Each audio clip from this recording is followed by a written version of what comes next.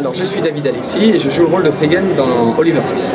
Très bien. Est-ce que tu peux nous parler un petit peu de ce personnage Oui, alors le personnage de Fagin, c'est un personnage très très riche en caractère parce qu'il est surprenant. Je crois qu'ils sont plusieurs dans sa tête. Donc c'est un personnage, un vieux monsieur d'une soixantaine d'années d'après Dickens. Et c'est le chef des gangs en fait, c'est le chef des voleurs. Il a autour de lui plein d'enfants qu'il forme au pickpocket. Et donc son but c'est vraiment de les dévier du bon sens, donc tout ce qui est répréhensible lui ça l'excite.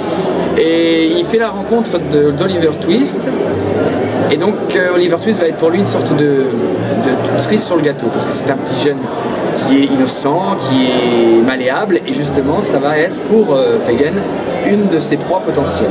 Donc il va former Fagin au vol et après il est rattrapé dans son histoire, Oliver, par des personnes qui le sortent de ces déviances et de tout ce qui est répréhensible.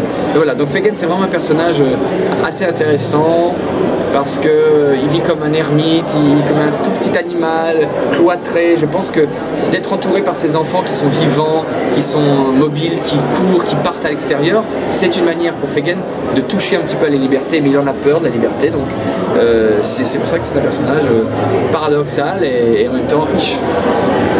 Et pour travailler le personnage, c'est sur les conseils de Ladislas ou tu as lu le bouquin? Alors, comment ça s'est passé pour interpréter? Travailler le personnage de Fagin, alors pour l'instant, je suis encore dans les prémices de la construction. On est pas encore, on est en mars. Je vais dire que c'est une approche pour l'instant qui est très brute. On dégrossit la chose, c'est-à-dire que là pour l'instant j'essaie de trouver une corporalité qui va amener plus ou moins le personnage, mais je ne suis pas encore arrivé à trouver toutes ces petites failles parce que c'est vraiment quelqu'un, Fagin, qui doit être insaisissable. Il est là et en même temps il n'est plus là, il est bourré d'angoisse. Il peut être drôle, touchant, on a envie de l'attraper, le cajoler un petit peu et en 2 secondes il nous fait peur et on aimerait même le mettre vite en prison. Donc c'est pour l'instant je suis dans les prémices de ça. Donc, je charge mes bagages et avec Ladislas on a travaillé sur ça, sur comment Fagin pourrait être aujourd'hui.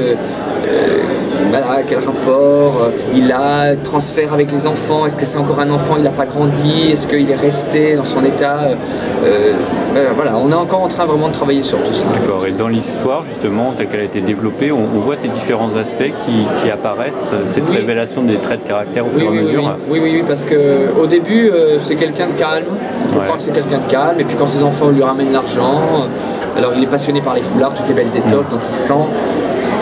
Ça c'est pareil, c'est le monde extérieur pour lui, c'est tous ses rêves, c'est son imagination.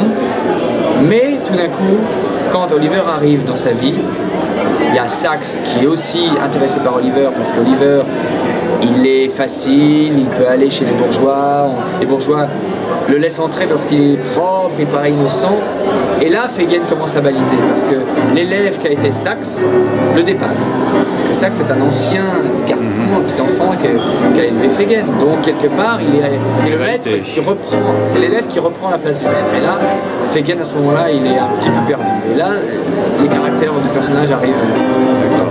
Et tout à l'heure, quand tu as chanté, tu avais pris un petit accent, un petit peu, une petite tonalité que tu vas donner à ce personnage. C'est pareil, c'est toi qui as décidé ou c'est venu comment ça? J'ai proposé ça à Ladislas et puis Ladislas a dit oui, ça me va, moi j'aime bien ce petit côté. Il m'a dit cette voix que tu donnes à Fagin m'intéresse beaucoup parce que c'est pas une voix vieillissante, charmantante comme pouvait l'être professeur Abrasius, mais c'est un mix entre il veut être jeune et ça suit pas. Alors les petits accents, je laisse aller mon accent normand parce que il doit avoir un petit accent.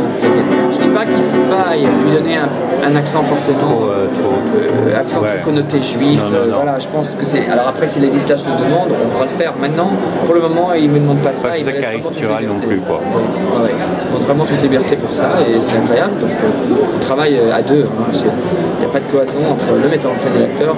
Avec Ladislas, tout ce qu'on a commencé à faire, c'est vraiment d'une travail d'intelligence, parce que nous les acteurs, on se livre un peu au metteur en scène, et il faut que ça fonctionne, et là en l'occurrence ça marche, donc c'est vraiment très bien. Donc ça fait un personnage encore différent entre MC, Professeur Abondio, entre Merlin. Tu as de la chance d'avoir une large palette, mais il faut être capable aussi, parce que tous les comédiens ne peuvent pas. Hein, donc et toi tu as cette capacité. J'essaye en tout cas de mettre à chaque fois des caractères différents de mes personnages, mais en même temps, je touche du bois, mais tout ce qu'on m'a proposé jusqu'à présent sont des personnages tellement beaux. Voilà, le MC, Abronzus, ils sont d'une belle richesse. Donc quand un personnage est riche, quand l'écriture est bien, la musique est bonne, je veux dire, il faut se laisser bercer et puis travailler. Il n'y a pas de secret, il faut nourrir le personnage en travaillant. Moi, c'est ma devise. Le travail, la chance, mais le travail. Très bien. Bah, écoutez, merci David et à très bientôt merci, donc, sur scène. À bientôt, merci.